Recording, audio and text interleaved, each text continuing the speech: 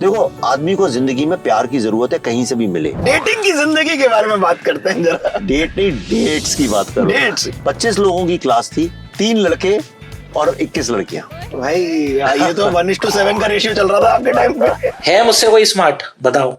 तो एक मेरा दोस्त है, उसने बताया कि दिल्ली में एक Indian Institute of Mass communication है, उसकी एंट्रेंस एग्जाम हो रही है। हमने कहा अच्छा, ये एग्जाम के लिए दिल्ली जाना पड़ता है। एक टाइम पे आपने भी बसें चलाई हैं बोलते हैं, और थोड़ा दंगाबाजी आपने भी की। तो मियाँ ऐसा है कि अब आप हमारे इलाके में घुस रहे, सोच समझ के सवाल करिएगा।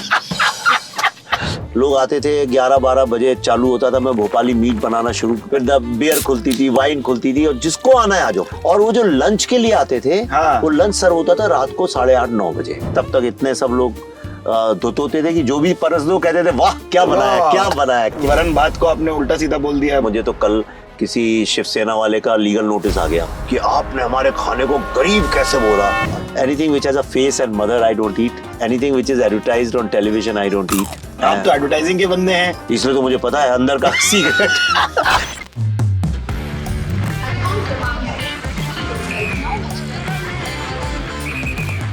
क्या बात है भाई सरदार। अरे ये सब नहीं यार, पौनी छो, मैं उम्र में छोटा हूँ तुमसे। अरे यार क्या सर, अरे ऐसे नहीं करो यार। ये तो आपने वो स्टाइल के लिए रखा हो। अच्छा, दाढ़ी किसकी छोटी है? नहीं, मेरी बड़ी है। घनी ज्यादा है घनी तुम्हारी। ज्यादा है।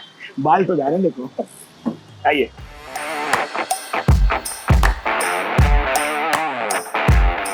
विवेक भाई, welcome to the Bombay journey. क्या हाल है आपके? बस सिद्धार्थ फर्स्ट क्लास यार, है ना? मेरा सौभाग्य आज आपकी गाड़ी में अरे बैठा। आप क्या बोल रहे हो ऐसे यार, आपसे भी टेंशन में हूँ मैं बहुत। आप इतनी पढ़ाई लिखाई करे हुए व्यक्ति हैं। अच्छा कुछ नहीं, तो एक बात का तो मुझे भरोसा है, तुमने इतनी गाड़ी चलाई है तो सेफ तो है। नहीं, कुछ चीजें देखिए हम लोग ध्यान रखते हैं। ये बताओ, ग्वालियर की बातें जरूर कर लें, क्योंकि लोगों को मैं बार बार बोल चुका हूँ, लोग कंफ्यूज चलते हैं मेरी अपब्रिंगिंग को लेके। पापा मेरे हरियाणा के, मम्मी मेरी ग्वालियर की है, मैं पलावड़ा हैदराबाद में, वो अलग बात है। तो ग्वालियर की क्या याद है? कहाँ से मम्मी तुम्हारी? राजा की मंडी। अरे वाह, हम लोग जवाहर नगर बाड़े के पास है, जवाहर अरे तो नगर। बाड़ा तो वही है। हाँ वही बाड़े के बगल में। टेम्पू लेके निकलने हैं आपके पास।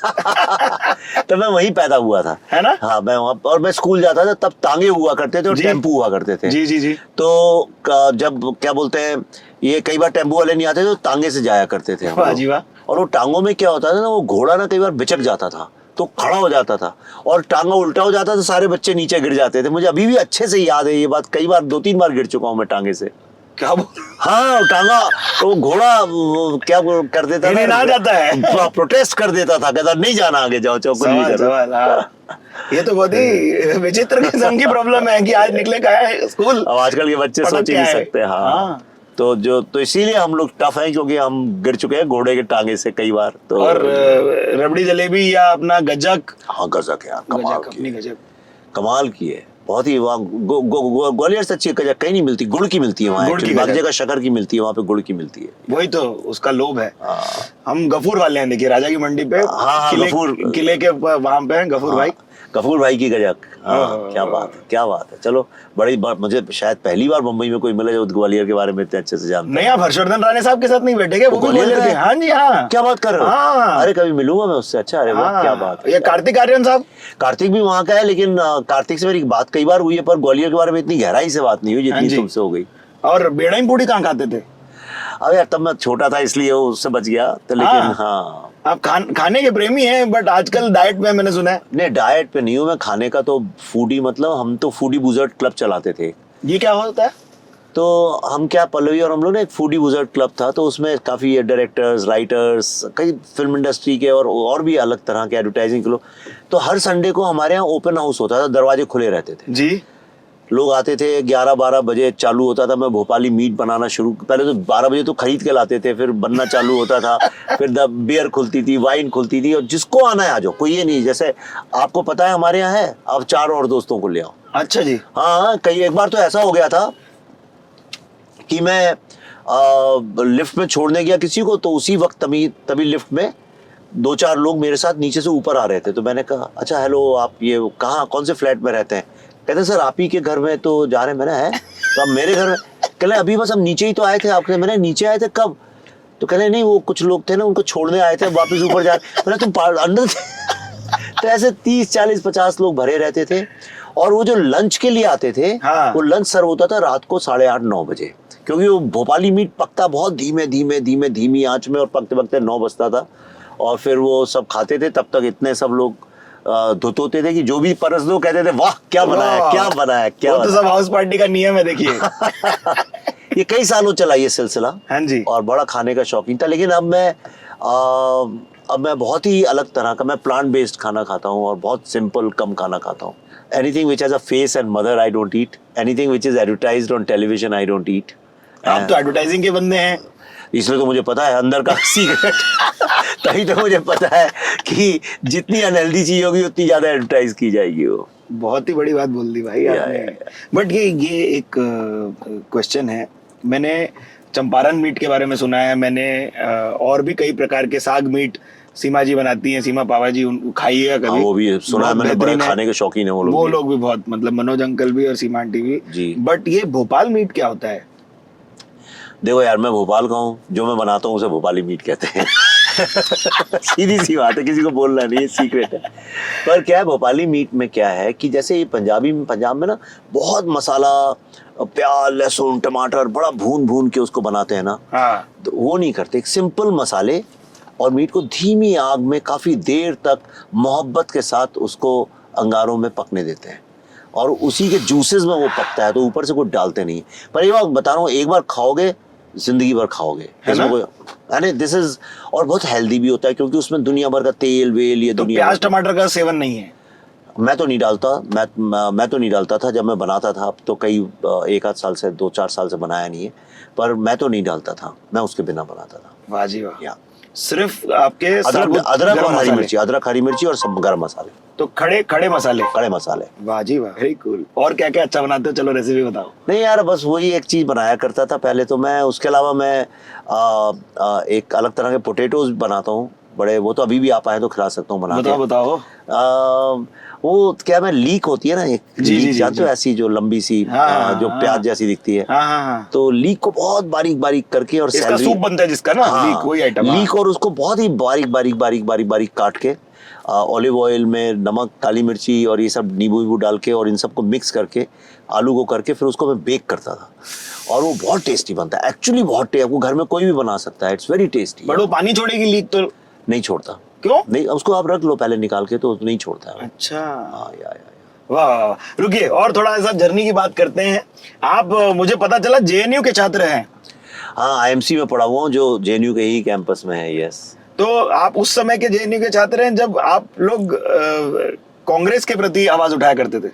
नहीं, हम तो हर चीज के प्रति खिलाफ आवाज उठाया करते थे। हाँ। रईस लोगों के भी खिलाफ, फैशनेबल लोगों के भी खिलाफ, गाड़ी वालों के भी खिलाफ।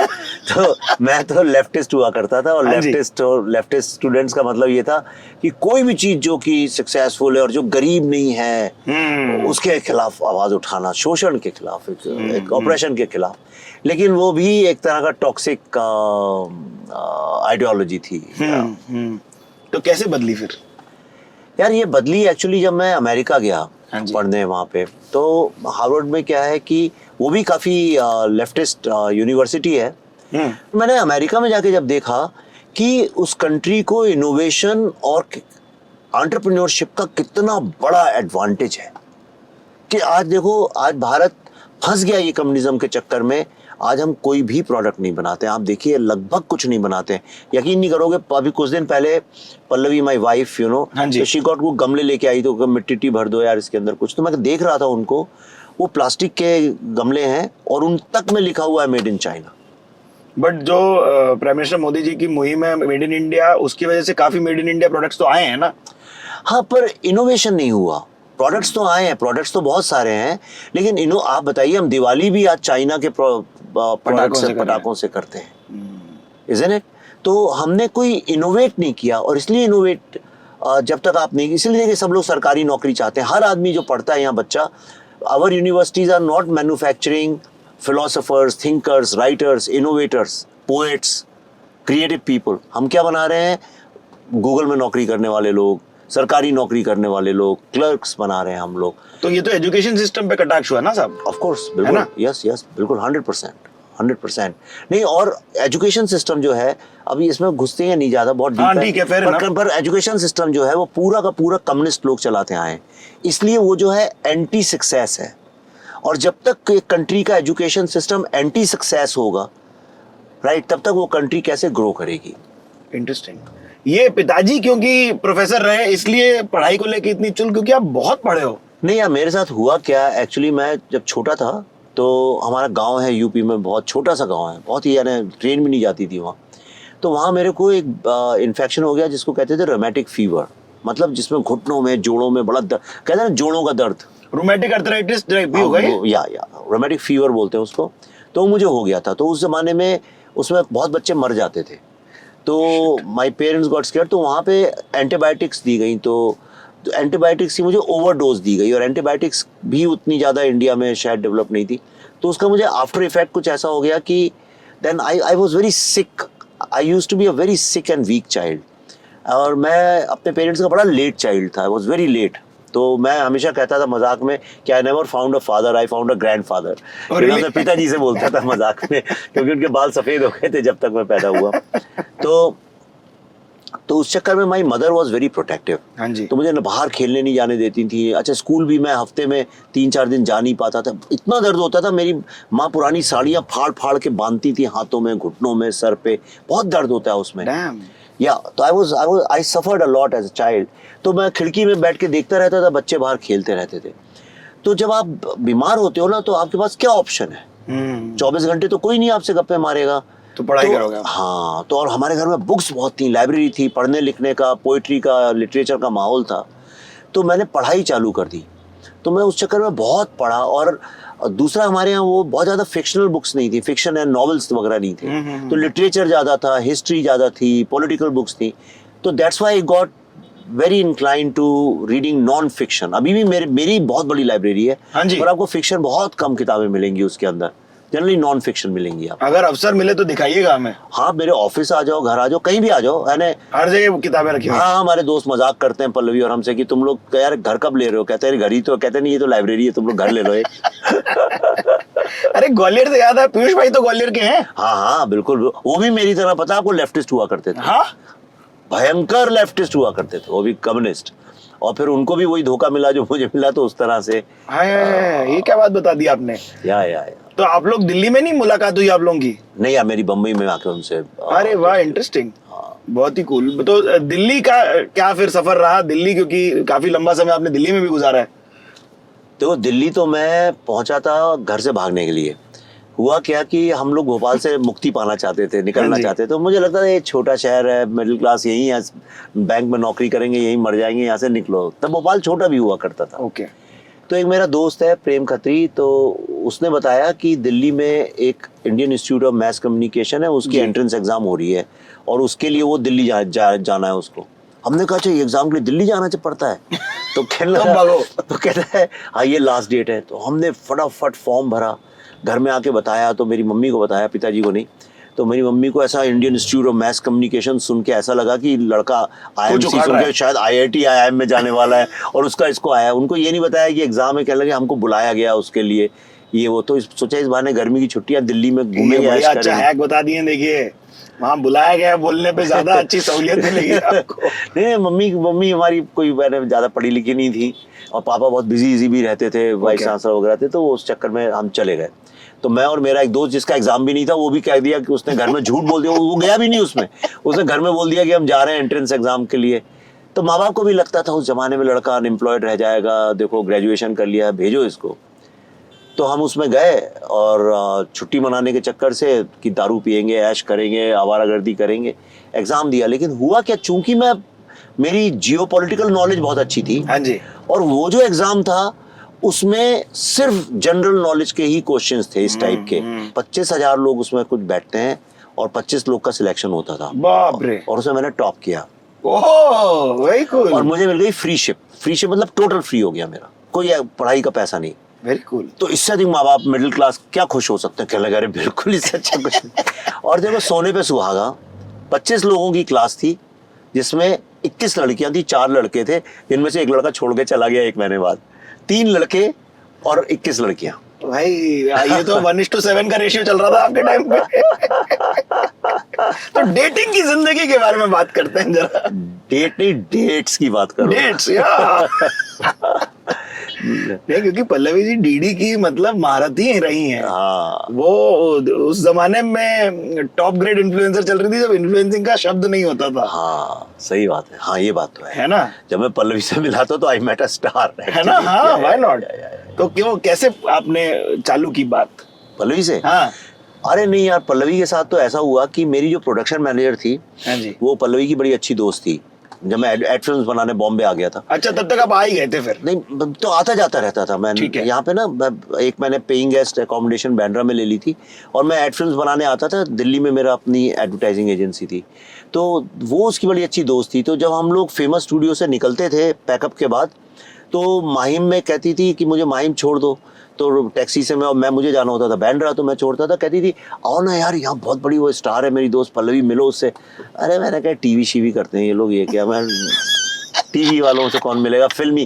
तो अच्छा वो तहलका की उसने, अरे नहीं सौदागर, मैं फिल्मी लोगों से नहीं मिलता। हाँ तो एडवर्टाइजिंग में तब चिप ऑन शोल्डर थी। तब एडवर्टाइजिंग में पता है तुमको, तब वो सिगार पीने वाले जी, दोन जी, जी, स्कूल के थोड़े अंग्रेज थोड़ी विस्की साथ में, 3 पीस सूट पहन के आते थे ऑफिस में लोग, कह रहे हो बिल्कुल वो अजीत की तरह एडमैन या एली पदमसी स्टाइल। एक दिन क्या हो गया कि मेरी फ्लाइट कैंसिल हो गई। हाँ जी। तो नीना ने बोला कि चलो यहाँ कॉन्सर्ट हो रहा है ब्रेवन स्टेडियम में, तो वहाँ चलो हमारे साथ। तो मैं चला गया, और यू वोंट बिलीव इट कि मेरे सामने लाइन में खड़ी थी पल्लवी जोशी जी। हाँ हाँ। मुश्किल से 2 या 2.5 मिनट के बाद हम दोनों का कुछ ऐसा क्लिक हुआ कि उसके बाद से आज तक हम सब आज क्लिक ही चल रहा है। Very cool, very cool. नमस्कार पल्लवी जी, आपका ट्रेलर देखा मैंने और काफी जामफाड़ है साहब। हाँ ये तो है। पल्लवी का परफॉर्मेंस द बंगाल फाइल्स में, मेरे ख्याल से, मैं इसलिए नहीं कर रहा हूँ कि मेरी फिल्म है, तुम देखोगे तुम भी यही बोलोगे, जिसने देखी हो वो भी यही बोलते हैं। ये इंडियन सिनेमा का one of the finest, most difficult and one of the finest performance है। वाह यार। या बट इतना पोलराइजिंग सिनेमा हो गया है आपका, ये जो एक फिल्म मेकर की फिर क्या इंटरनल कम्युनिकेशन क्या होती है, क्योंकि there is so much from each side coming. नहीं वो देखो, पोलराइजिंग मेरे कारण नहीं हो गया है। वो ऐसा ही है कि जैसे अभी हम ट्रैफिक जैम में फंसे हुए हैं, तो कहते हैं ना ये गाड़ी तो हमेशा ट्रैफिक में फंस जाती है। हाँ। ऐसा नहीं, ट्रैफिक जैम सड़क पे है इसलिए फंस जाती है। सोसाइटी पोलराइज्ड है। अभी मैं आपकी गाड़ी में बैठा हूँ, हाँ जी। अब मैं ये सब देखता जा रहा हूँ। कोई मुझसे बोले अच्छा बम्बई के ऊपर एक कहानी लिखो, तो मैं क्या लिखूंगा? मैं ये तो नहीं लिख सकता हूँ कि देखो ऑटोबान है जर्मनी का और मैं चला जा रहा हूँ 230 की स्पीड में। करेक्ट। अब मैं तुम्हें बड़ी अच्छी बात बताता हूँ सिद्धार्थ। हाँ जी। कहते हैं टेक्नोलॉजी जो है ना, उसका पॉलिटिक्स से कोई लेना देना नहीं होता है। तो मुझे बताओ ये एल्गोरिथम क्या है सोशल मीडिया की? हाँ ना, आप तो इस बिजनेस में, आपको खुद पता होगा। जी जी जी, आप आप जिस तरफ आप बेंट हैं उस तरफ की आपको खबरें मिलती रहेंगी, और आपको पोलराइज किया जाएगा। आप नहीं भी चाहे, अगर आप सेंटर में हैं तो आप एग्जिस्ट ही नहीं करते। ये देखिए चलते चलते गणपति बप्पा के दर्शन हो रहे हैं। वाह क्या बात है, जय गणपति बप्पा मोरया। मोरया। बहुत ही सुंदर मूवमेंट। हम इस समय बॉम्बे जर्नी करने में हमेशा बड़े उत्सुक और खुश रहते हैं। हनुमान जी भी साथ हैं। तो अगले 10 दिन तो यानी आप जब शोज करेंगे इस तरह के, तो हमें विसर्जन साथ करना पड़ता है। हम 3 दिन तो देखिए, हम वो पहला 1.5 दिन का गणपति रहता है, हाँ तो तब तो हम नहीं कर पाते शोर शूट। अच्छा हाँ, उसके बाद फिर करते हैं 5वें दिन, फिर 7वें जी, दिन, जी, और जी, फिर जी, 9वें दिन। या अच्छा, एक और दुविधा आप लोग क्लियर करें, 3rd डे के गणपति रख सकते हैं कि नहीं, प्लीज कमेंट्स में बताइएगा। मेरा जो ऑफिस है ना, यानी एक studio, one of the studios, okay, वो है वर्सोवा, जहाँ पे विसर्जन होता है ना, उसी लेन के शुरू में। WTF जानते हैं आप? हाँ जी, हाँ। बस उसी के बगल में, उसी कैंपस में। तो वहीं से सारे विसर्जन होते हैं। तो जब मैंने वहाँ स्टूडियो लिया था, तब गणपति के दौरान 3 दिन हुआ करते थे, और अब हर रोज होता है, एवरी सिंगल डे, 10 के 10 दिन। ये कुछ नई चीज चालू हुई है अभी। ये जितने गणपति के बहुत अवेयर व्यक्ति लोग बैठे हुए हैं, वो लोग प्लीज हमें बताएं। मैं भी जानना चाहता हूँ ये अब हर दिन क्यों कुछ ना कुछ विसर्जन होता रहता है। भाई, आपका एक और पिक्चर है जिसका मैं गाने का बहुत बड़ा प्रेमी रहा हूँ। कौन सी? चॉकलेट। अरे हाँ भाई, क्या मैं भी उसका बड़ा फैन हूँ। हल्का हल्का सा ये नशा। हाँ, हल्का हल्का सा ये नशा। और एक वो मम्मी को नहीं है पता। अरे साहब, इतना ज्यादा हम उस पे डांस किए हैं, आपको क्या बताएं। वो मयूर पुरी ने लिखा था। वो एक्चुअली मेरे दिमाग में लाइन थी, मम्मी को नहीं है पता। हाँ। इसलिए क्योंकि ये जब हम लोग बड़े हो रहे थे ना, तो हम 5 6 10 दोस्त जो थे, सबके पिताजी तो बिजी रहते थे, मम्मियाँ बड़ी वो थी हिटलर टाइप की सबकी। पर it was one of the most stylish films of its times. गोल के भी बड़े बेहतरीन गाने हैं, दन दना दन दन दना दन दन, और बिल्लो रानी। बिल्लो रानी, भाई आप बिलीव नहीं करोगे, बड़े बड़े सारे लोगों को नहीं पता बिल्लो रानी गोल का है। अच्छा, हाँ जी, हाँ। गोल का गाना है। मैंने कहा था बिल्लो रानी वर्ड रखना है, तो जावेद साहब कहने लगे यार ये बिल्लो रानी क्यों नहीं है, नहीं ये नहीं, बड़ी वो हुआ, फाइनली वो अग्री कर गया, बिल्लो रानी वर्ड रह गया, बाकी फिर उन्होंने बहुत अच्छे लिरिक्स लिखे। जावेद साहब के साथ आपकी फिलोसफिकल डिफरेंस बात नहीं हुई कोई? नहीं, हो ही नहीं सकती, क्योंकि जब दो फिलोसॉफिकल लोग होते हैं तो डिफरेंस नहीं हो सकता, एक डिस्कशन हो सकता है। और जावेद साहब से मेरी बड़ी बनती है। जावेद साहब मेरे को भी बहुत डीप रिस्पेक्ट है और वो भी काफी डीपली रिस्पेक्ट करते हैं मुझे। He is one of the best thinkers we have today in India, yeah. बहुत सही बोले भाई। हाँ, पर मैं पॉलिटिकल आइडियोलॉजी मेरी उनके साथ ज्यादा मैच नहीं करती है, लेकिन अदरवाइज लाइफ की जो फिलॉसफी है उसमें I have deep respect for him. That's so true. That's great for you to also say कि भाई there is both sides of the coin that exist. But हमें कटाक्ष मिलेंगे काफी कमेंट्स में, क्योंकि हमारा भी एक परसीव्ड नोशन है लोगों का। तो remember this guys, the Bombay journey is powered by you. और हम लोग अपने गेस्ट को डिबेट के लिए नहीं बुलाते, उनके तर्क को समझने के लिए बुलाते हैं। तो आप लोग को ये लगता है कि अरे तुम तो बड़े उस तरफ के इस तरफ के हो, तुमको वो बोलना चाहिए था, ये बोलना चाहिए, तो सॉरी, हम डिबेट करने के लिए नहीं है। नहीं देखो ये ना, ये इस तरफ उस तरफ ऐसा होता नहीं है। हाँ, ये सिचुएशनल चीज है। आप एक सिचुएशन में कंजर्वेटिव होते हैं, एक सिचुएशन में लिबरल होते हैं। ठीक है, चलिए, अच्छा आप कितने भी लिबरल हैं दुनिया में, आप कितने भी लिबरल हैं, लेकिन जब आपके पर्सनल, आपकी बेटी, बेटे, फैमिली, बीवी, इन सब की बात आएगी तो हो सकता है आप कंजर्वेटिव हो। बहुत सही बात, इज़न्ट इट? हाँ जी, हाँ जी, सही बात है। देखिए, हम चॉकलेट की बात किए और इरफान साहब की बात ना करें तो ये गलत हो जाएगा। हाँ, तो इरफान साहब की क्या कहानियां याद है, ये बताइए ना। देखो यार, इरफान जो है ना, वो एक अद्भुत कलाकार था, और वाकई में अद्भुत कलाकार इसलिए था कि मुझे कभी उसके साथ मैंने फिल्म की, मुझे कभी ये समझ में ही नहीं आया कि इस टेक में ये क्या करेगा। वो रिहर्सल कुछ और करता था, टेक कुछ और करता था, दूसरा टेक कर दो तो कुछ और करता था। देन आई रियलाइज कि बहुत स्पॉन्टेनियस है, वो समझ जाता है, वो सीन की रूह को समझ जाता था और फिर उसको अपने हिसाब से करता था। तो जो उसके साथ वाले एक्टर्स थे ना, उनको नहीं समझ में आता था कैसा रिस्पॉन्स। ये क्या हो गया? तो एक तरफ अनिल कपूर साहब थे, हाँ जी, हाँ, वो बिल्कुल प्रॉपर आप मिले ना उनसे, वो तो एक अलग ही शो मैन है, अलग ही टाइप, एनर्जी एनर्जी एनर्जी। और ये बैठा है तो ऐसा लगता है एनर्जी ही नहीं इरफान में। हाँ जी। तो उनको ये लगता था कि यार ये रिहर्सल कर नहीं रहा, कैसे होगा। लेकिन सच बता रहा हूँ, पर एक बात है, उन दोनों के सीन्स आप देखिए चॉकलेट में, दे आर ब्रिलियंट सीन्स, क्योंकि दोनों में ये हो गया था कि अच्छा तू सरप्राइज करता, अब देख मैं सरप्राइज करता हूँ। अनिल कपूर भी पुराने मजे हुए चने थे। जी जी जी। I really enjoyed working with Irfan.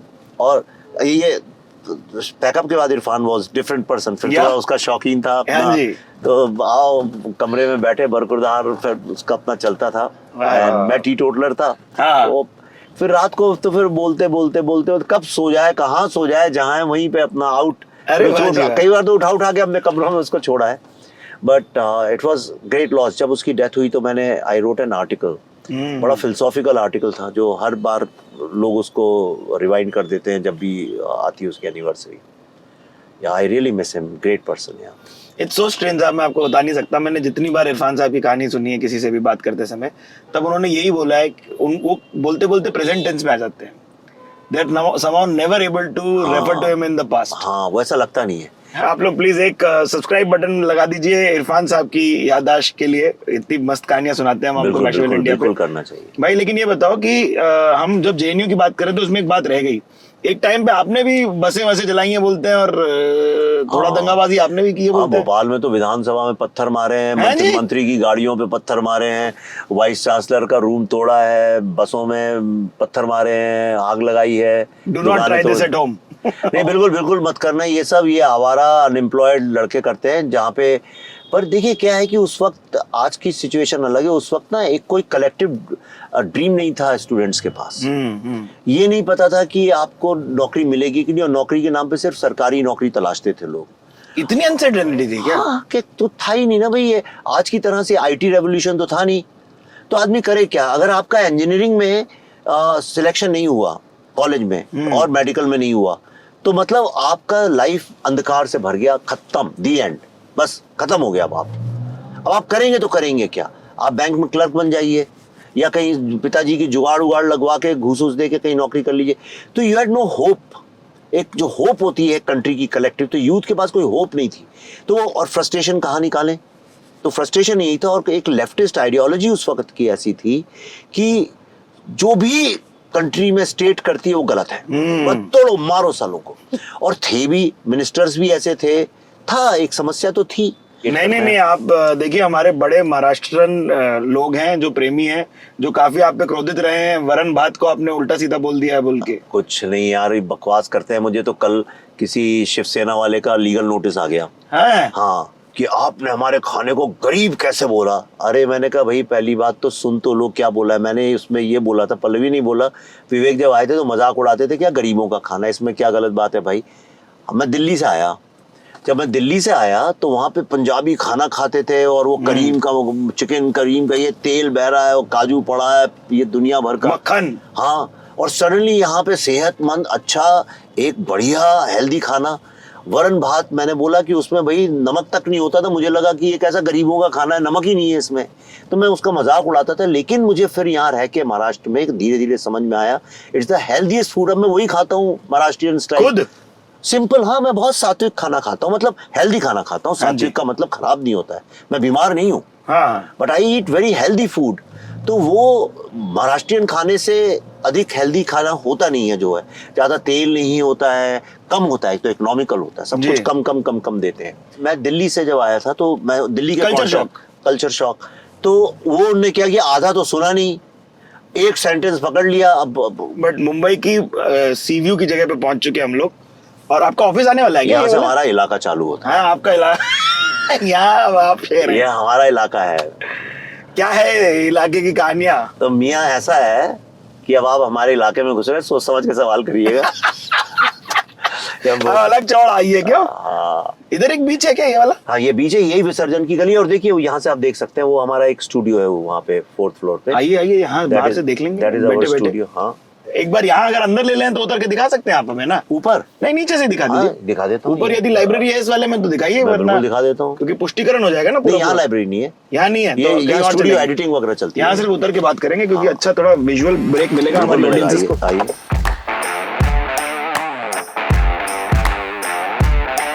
तो यहाँ कौन सज्जन बैठते हैं साहब? यहाँ एडिटिंग, पहले मैं बैठता था, जो खिड़की देख रहे हैं मेरा ऑफिस होता था। जी। और यहाँ भी एडिटिंग चल रही है, अभी भी चल रही है राइट नाउ। फिल्म रिलीज पे बंगाल फाइल्स। हाँ, सारे काम चल रहे हैं यहाँ। तो इतना लेट तक क्या चलता होता है?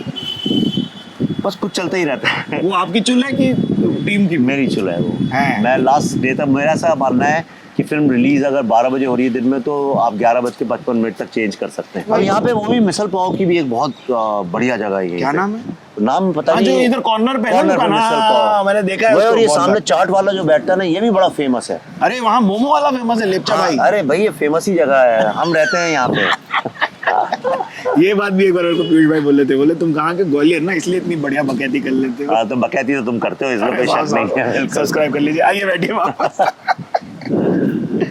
ये आई थिंक इंटरेस्टिंग एक लेवल प्लेइंग फील्ड भी दी है ना यूट्यूब ने, कि everybody does have a voice. हाँ, ये बहुत अच्छी बात है। हाँ, पर कुछ लोगों की वॉइस जो है वो नहीं होनी चाहिए, उसे बैन कर देना चाहिए। मैं एक ही चीज बैन करवाना चाहता हूँ, कुछ बकवास भी बहुत होती है यूट्यूब में, वो भी है। ये लिख लीजिए 3, 4, 5, और कल सुबह उठ के सुबह इधर से नहीं सूरज को उधर से देखिए और आपके सारे प्रॉब्लम सॉल्व हो जाएंगे। वो तो सब पता नहीं कौन कर रहा है। बैठिए, इसके बारे में और वार्तालाप करेंगे अपन।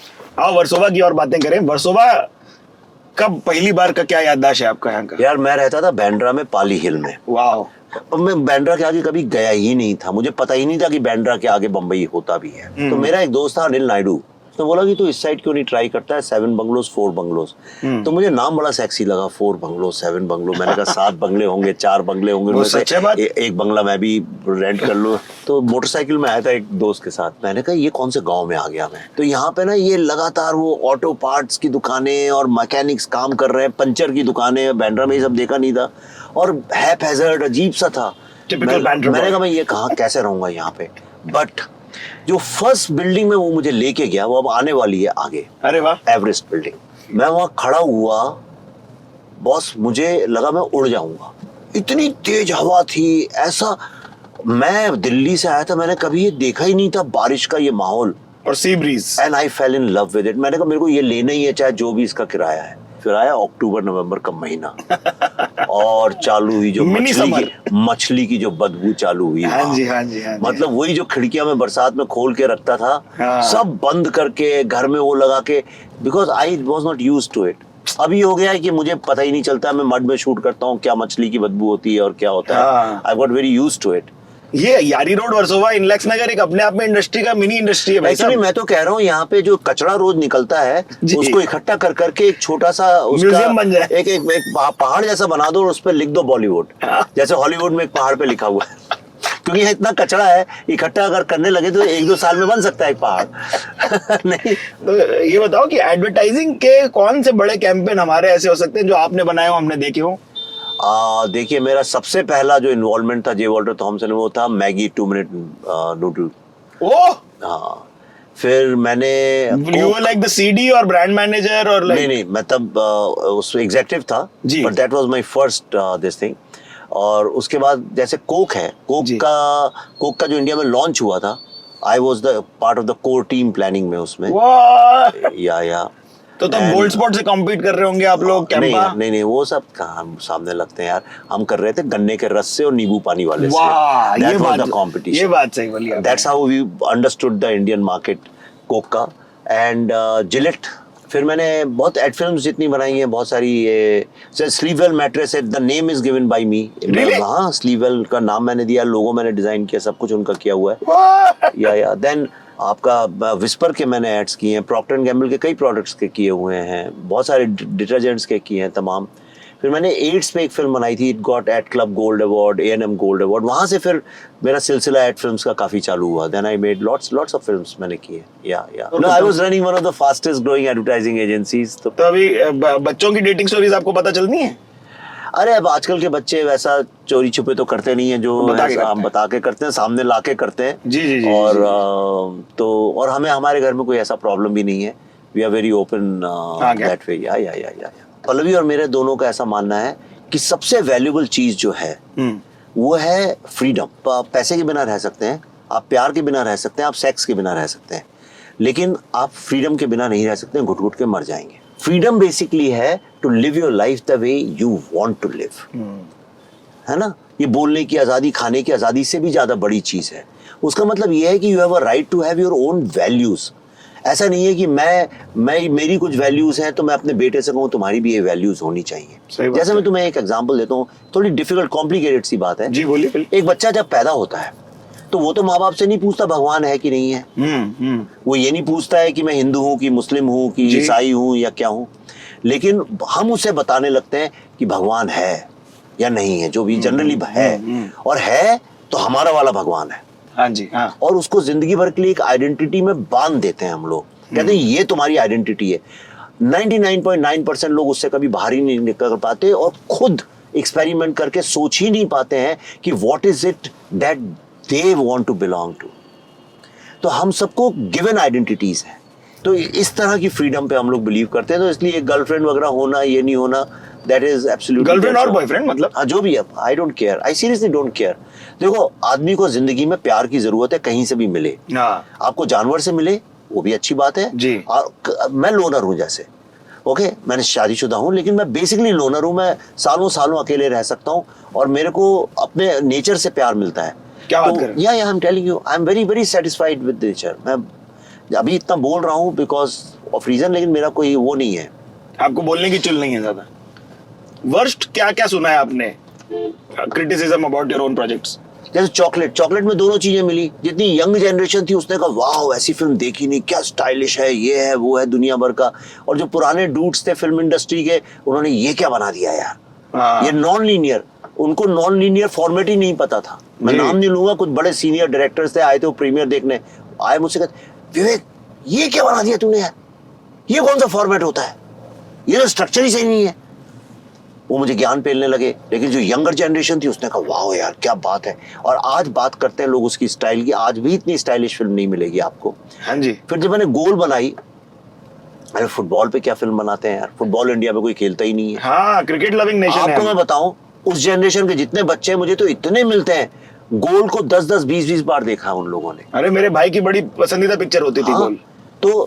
तो वो किया। फिर हेट स्टोरी वो चल गई, बहुत जबरदस्त चल गई वो, तो 4 पार्ट्स में बनी, फिर तो वो जी। सेकंड, थर्ड, फोर्थ बनी। तो कहने लगे अरे ये क्या बना दिया, एरोटिक थ्रिलर बना दिया, अरे ये तो कोई ऐसे बनाया जाता है। तो लोग तो बोलते ही हैं। देखो औरतें जो जिनने देखी हेट स्टोरी कहते हैं तो बड़ी अच्छी, लड़कियां कहती हैं तो बड़ी अच्छी, क्योंकि वो औरत की वेंजेंस की कहानी थी ना। हाँ। शी सेज कि I will destroy you brick by, I will destroy your empire brick by brick. पर मेरे को अब कुछ फर्क नहीं पड़ता कौन क्या बोलता है क्या नहीं बोलता है, जिसको जो बोलना है बोले। मुझे जो बोलना है मैं अपनी फिल्म से बोलता हूँ। मस्त है। आप मेरी फिल्म देखिए और उसके बाद आप करिए। तो दैट्स हाउ इट इज। डरते नहीं हो आप कैंसिल होने से? सी आपको कैंसिल तभी किया जा सकता है when you sign up for something. जिस चीज के लिए आप, जैसे आप एक क्लब की मेंबरशिप लें तो आपको कैंसिल किया जा सकता है हाँ हाँ है कि नहीं? हाँ जी, हाँ। लेकिन आपने साइन ही नहीं किया तो आपको कैंसिल कैसे करेंगे? I have not sign for all these people. क्या कौन कैंसिल करेगा मुझे? बल्कि मैं कैंसिल कर देता हूँ। मुझे अभी ऑक्सफोर्ड ने बुलाया था वर्ल्ड के सबसे प्रेस्टिजियस डिबेट में, मतलब जहाँ पे मंडेला और ऐसे ऐसे लोग जाके स्पीचेस देते हैं, वहाँ बुलाया था। अभी मैंने ही उनको कैंसिल कर दिया। मैंने कहा नहीं करनी। क्यों? उसका जो थीम था कि Kashmir should be an independent state, मैंने मैं इस थीम से ही नहीं अग्री करता हूँ। तो मैंने, बड़ा वायरल हुआ था, बड़ी इंटरनेशनल न्यूज बन गई थी वो। पहली बार, कोई कर ही नहीं सकता, इतनी फेमस जगह है, वहां जाने से लोगों का औहदा बढ़ जाता है। जी। First time somebody said You believe in integration of Kashmir within the country? it is, I don't believe in it. is Kashmir the is truth. a integral part of India यार। हाँ। नाम ही उसका कश्मीर है भाई। ओके, श्रीनगर वहाँ की capital है, श्रीनगर है उसका नाम, तो फिर इंटीग्रेशन का सवाल ही नहीं उठता है। वो तो है सही ही बात है। हमारा, बेवकूफी की बात है। I don't agree with that. But कई वाले ऐसे वाले कटाक्ष भी आपकी फिल्म में पाती हैं। जैसे चलो पहले ताशकंद फाइल्स की बात करते हैं। I love that film. मेरी मित्र हैं श्वेता, तो मुझे तो बहुत ही आनंद हुआ। हाँ, वंडरफुल एक्ट्रेस ना, brilliant actor, what a beautiful बहुत अच्छी पर्सन। actress है। यस। तो ताशकंद फाइल्स देखने के बाद मैं 2-3 दिन तक सोच रहा था, shit did that happen, shit did that happen, did that happen, is that even possible? देखो यार क्या हुआ कि मैं एक दिन परेशान था, मेरा केस कुछ चल रहा था कुछ सरकारी दफ्तर में, तो वहाँ उसके अफसर के पीछे 3 शेर लगे हुए थे। तो मैंने कहा ये 3 शेर का मतलब क्या है, क्यों हमने 3 शेर चुने अपने एम्बलम के लिए? वो चक्रा क्यों नहीं चुन लिया, अशोक का चक्र? पीकॉक क्यों नहीं चुन लिया? लोटस क्यों नहीं चुन लिया? कोई ऐसी इंडियन चीज चुनते ना भाई। 3 शेर क्या कर रहे हैं? तो मैंने ये 3 शेर इसलिए लिया होगा कि ये अपनी डेमोक्रेसी की रक्षा करते हैं। तो आई सेड कि what is most important for our democracy? तो नंबर 1 इज ट्रूथ, क्योंकि ट्रूथ नहीं है तो डेमोक्रेसी नहीं है, और ट्रूथ के बिना जस्टिस नहीं हो सकती। ट्रूथ और जस्टिस है तो ही लाइफ है, जिंदगी की डिग्निटी और वैल्यू। निश्चित रूप से, हाँ। अगर तुमसे मैं ट्रूथ और जस्टिस छीन लूं तुमसे, तो तुम्हारी लाइफ का क्या मीनिंग है? तो मैंने कहा ये 3 शेर का ये मतलब है। तो मैंने कहा इस पे एक ट्रिलॉजी बनाऊंगा। बहुत कम डायरेक्टर्स ने दुनिया में ट्रिलॉजी बनाई है। इंडिया में सत्यजीत रे ने बनाई है और मणि रत्नम ने बनाई है। Very few directors have made trilogy announced. तो मैंने अनाउंस किया कि मैं 2012 में कि मैं ये ट्रिलॉजी बनाऊंगा। तो पहली फिल्म बनाई राइट टू ट्रूथ के ऊपर, हाँ जी। कि अगर भारत के 2nd प्राइम मिनिस्टर की डेथ का ही सत्य हमको नहीं पता है तो आम आदमी को क्या खाक पता होगा कुछ। फिर दूसरी बनाई राइट टू जस्टिस के ऊपर, कि भाई अगर भारत के मूल निवासियों को ही 35 साल से उनके घर से बाहर निकाल दिया टेररिज्म के डर से, और उनको आज तक जस्टिस नहीं मिली है, तो आम आदमी को कैसे मिलेगी जस्टिस? कुछ गुंडे आपके घर के अंदर घुस के आपको निकाल दें और एमएलए उनके साथ जुड़ा हो या एमपी जुड़ा हो, तो आप कभी उस घर में वापस जा ही नहीं पाएंगे, भले ही आपके बाप दादा का खानदानी घर है। यह है हिंदुस्तान की सच्ची हालत की नहीं है ना? है। तो उसके ऊपर मैंने फिल्म बनाई। और तीसरी अब आ रही है द बंगाल फाइल, जो राइट टू लाइफ के बारे में है। लेकिन तुम्हें एक बात पता है, एक चौथा शेर भी है। 3 नहीं 4 शेर हैं जी वो। जी जी, हाँ मैंने। तो चौथा शेर क्या है? चौथा शेर है we the people of Bharat. लेकिन पीछे की तरफ होने चाहिए, जो दिखता नहीं है। हाँ। हाँ, कोई इसलिए नहीं दिखता है क्योंकि मैटर ही नहीं करता किसी को। तो सरकारी लोगों ने 3 शेर तो लगा लिए हैं, चौथे को दिखाते नहीं है। चौथे हम हैं। तो ये जो फिल्म है द बंगाल फाइल्स, इस चौथे शेर की आवाज है अबाउट राइट टू लाइफ। नहीं, बट मेरा सवाल जो इससे प्रीकर्सर होने वाला था, अब मैं पूछता हूँ आपसे। कई सारे वहां के एक्चुअल लोगों ने भी इस बात का खंडन किया या कटाक्ष मारा कि ये हम भी वहां थे, ऐसा तो नहीं हुआ, ये थोड़ा ज्यादा एग्जैजरेटेड है। लोगों ने ऐसा हमारी रिसर्च में हमको प्रोड्यूसर बता रहे थे कि काफी लोगों ने ये भी बोला। कौन सी जगह पे? कश्मीर फाइल्स में। वो तो कश्मीरी पंडितों के जेनोसाइड के ऊपर थी जी। तो आपको कश्मीरी पंडित एक भी ऐसा नहीं मिल सकता जो ये कह सके। तो 5 लाख कश्मीरी पंडित कश्मीर में क्यों नहीं रहते हैं? कश्मीर के बाहर क्यों रहते हैं सारे? और कश्मीर के बाहर भी अपने घर में क्यों नहीं रहते हैं, सब इधर बिखरे हुए क्यों है पूरे इंडिया के अंदर? क्योंकि वहां से उन्हें निकाला गया। तो वर्ल्ड का फैक्ट है। आप गए कश्मीर? हाँ जी, हाँ। हर 200 मीटर में आर्मी के लोग क्यों खड़े रहते हैं? मैं तो अभी होके आया हूँ कुछ दिन पहले, हर 200 मीटर में आर्मी के लोग खड़े रहते हैं। बट क्योंकि इंसर्जेंट्स का टेंशन रहता है बोल के वहां पर इतनी प्रोटेक्शन या हाँ, इतनी तो strict मतलब वो है। इंसर्जेंसी थी, तो इंसर्जेंसी किसके खिलाफ थी? टेररिज्म किसके खिलाफ थी? कौन लोग थे जो मारे जा रहे थे? अभी पहलगाम में कौन मारा गया? सही बात है। पहलगाम में तो एक भी कश्मीरी पंडित नहीं मारा गया। वहां तो महाराष्ट्र के लोग, गुजरात के लोग और बंगाल के लोग मारे गए, यानी पूरे इंडिया के लोग मारे गए। जी। तो मतलब टेररिज्म किसी के तो अगेंस्ट है, तो किसके अगेंस्ट है वो? लोगों के, कौन से लोगों के? एक मेरे को पर्टिकुलर रिलीजन कभी समझ में नहीं आता, Muslim person also got killed, नहीं? वो तो बेचारा गलती से मर गया। वो तो अगर लोकल वो था, टूरिज्म का वाला था, वो तो मर गया, गलती से मर गया। नहीं, ऐसा नहीं मुस्लिम नहीं मरे। मुस्लिम, मैंने तो अपनी फिल्म में बोला है कश्मीर फाइल्स में जी। वो तो हीरो बोलता ही है क्लाइमैक्स में कि इस टेररिज्म में सिर्फ हिंदू ही नहीं मरे, बल्कि मुस्लिम, सिख, क्रिश्चियंस, गुजर, दलित, हर तरह के लोग मरे। That film brought a revolution in India. उसका इम्पैक्ट ऐसा है कि आप सोच नहीं सकते। और ये नहीं। बंगाल फाइल्स का हो रहा है। आप ट्रेलर के नीचे जाके पढ़िए, हाँ जी। आपको सिर्फ यही कमेंट्स मिलेंगे, मैं बंगाली हिंदू हूँ, हमारे साथ ये हुआ था, हमारी फैमिली के साथ ये हुआ था, हाँ मेरे दादाजी ऐसा बताते थे, अरे मेरे चाचा जी ऐसा बताते थे। Now people are coming out. अब slowly they are coming out and sharing the pain. तो क्या है कि acknowledgement of somebody's pain and trauma ही पहली स्टेप है हीलिंग की। हाँ जी। हम लोग ये समझना चाहते हैं कि मिथुन दा के साथ आपका और कई सारे ऐसे कास्ट है, जैसे पल्लवी मैम का तो हमने बात कर ही लिया जी। बट कई आपके ऐसे कास्ट है जो कॉन्स्टेंट्स हैं। तो ये क्या है सीन? ये एक फिल्म मेकर एंड उनके आर्टिस्ट का प्यार है कि वो आप बार बार उन्हें वापस लाते हैं?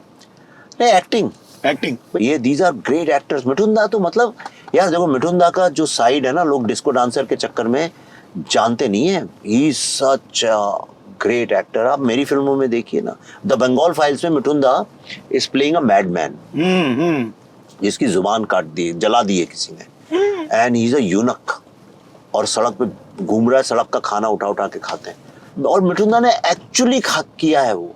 तुम फिल्म देखोगे तुम हिल जाओगे। और फिल्म के सबसे इंपॉर्टेंट डायलॉग्स उनके हैं, पर वो बोल नहीं सकते। तो बताओ कैसे बोले होंगे? कमाल है वो। इंटरेस्टिंग। बुलाइएगा जरूर आप प्रीमियर पे, हम आना बिल्कुल चाहेंगे देखने बुलाऊंगा। के लिए। और कभी मौका लगे तो मिठुन दा को गाड़ी में बैठा के तुम सच्ची आप करना है। प्लीज हमारी एक दलील रखिएगा उन तक। मैं करवा दूंगा। चलो, हाँ, मिठुन दा के साथ करवाइए। तुम्हें मजा आ जाएगा। है ना? इज अ फन पर्सन, और इतना सीखोगे तुम उनके साथ, मजा आ जाएगा तुमको। अरे उन्होंने काफी लोगों के लिए बहुत कुछ किया। बद्रीनाथ नहीं ना, आगरा। ये बद्रीनाथ है, यहाँ पे अनुष्का रहा करती थी। हाँ, आप उनके पिता के बहुत अच्छे वो दोस्त रहे हैं। हाँ, मैं दोस्त भी हूँ। और ये इसमें मैं, सोनू निगम, जतिन ललित वाला जी, जतिन, जी, जी। और भूषण कुमार, किशन अच्छा कुमार, जी। टीसी, हम सब एक ही साथ आए थे इस बिल्डिंग में रहने। क्या बात कर रहे हो? हाँ, इसमें सबसे ऊपर रहता था भूषण और किशन, टी सीरीज के जो जी, जी, जी, जी। वो हैं, और जतिन रहता था यहाँ पे। सोनू निगम मेरे नीचे रहता था, and we used to live on 15th floor. अब तो छोड़ दिया। अब यहाँ पे मेरा ऑफिस है, मैं यहाँ बैठता हूँ। दिखाएंगे थोड़ा सा? देख लीजिए अभी थोड़ा, आइए दिखा देते हैं आपको। हाँ।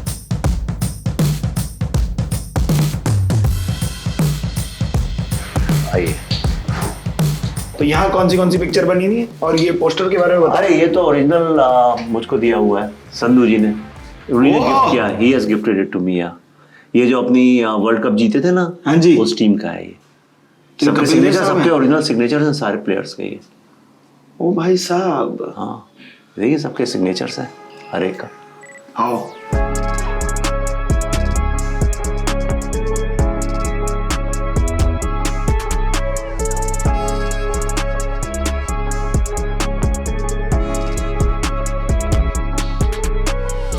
गीता या पाठ करते हो कोई? गीता जो है उसको मैं रिलीजियस टेक्स्ट मानता ही नहीं हूँ। वो एक फिलोसॉफिकल टेक्स्ट है, तो इसलिए गीता से मुझे कोई प्रॉब्लम नहीं है। रामायण जो है, रामायण की जो लर्निंग्स है, वो एक लाइफ जीने का तरीका है। वो किसी भी धर्म में कहीं पे भी लिखा हो, उससे कोई प्रॉब्लम नहीं। लेकिन मैं जो बांधने वाली चीजें हैं ना, यही करो, यही सही है, यही करना पड़े, वो सब मैं ज्यादा फॉलो नहीं करता। मैं किसी भी चीज में, फिल्म इंडस्ट्री में मेरा बॉलीवुड से ये लड़ाई हो गई थी कि यही फिल्म सही है, यही तरीका, बिना स्टार के फिल्म नहीं बनती है। वो 1200 फीट के बाद ध्यान डालो। हाँ, तो वो मेरा प्रॉब्लम है। ये 4 गाने आने ही चाहिए, ऐसे ही चीजें होती हैं। जब कोई कहता है ऐसे ही चीजें होती हैं, बस वहीं पे मैं उखड़ जाता हूँ। मैं कहता हूँ अब तो उल्टे तरीके से ही करनी है चीज। ये कौन सा कैमरा है साहब? ये मैं लाया रशिया से। अरे बाप रे। ये देखिए सीसीसीपी में जो है, सीसीसीपी बोलते थे उसको, तो उस जमाने का ये रशिया है, ये कैमरा है। इसमें लेंस 3 अंदर ही होते थे। ये तीनों लेंस अंदर होते थे। Very similar to the RE16 या उस जमाने का। ये 8mm का है। और ये दिखाता हूँ आपको, कुछ रेयर चीजें दिखाता हूँ। जी जी जी जी, पल्लवी जी की पुरानी फोटो एकदम। नहीं, ये तो देखिए मेरी बेटी है। ये बहुत सी सिमिलर है। It is such an eerie resemblance। दोनों एक सी दिखती है। ये my father with Ramdhari Singh Dinkar, जो कवि थे ना। जी जी जी जी जी जी जी। और this is my father and doctor Sarvepalli Radhakrishnan, vice president थे इंडिया के उसके बाद। और ये अटल बिहारी वाजपेयी, हमारे फादर। और ये क्या कार्यक्रम, ये कविताओं का कार्यक्रम हो रहा है? हाँ, यही कुछ चल रहा है। और दोनों ही कवि थे। और this is my mother, freedom fighter थी, तो उनको प्रेसिडेंट ने अवार्ड दिया था जो फ्रीडम फाइटर्स को देते हैं। अरे वाह। और ये मैं हूँ। ये क्या मेरा play पहला कर रहे हैं आप? This is my first play. ये बच्चा आप हैं कि मूंछ वाले? बच्चा मैं हूँ। बच्चा आप ये हैं। संस्कृत का प्ले था, अभिज्ञान शाकुंतलम। हाँ। और इसमें मैं भरत बना था।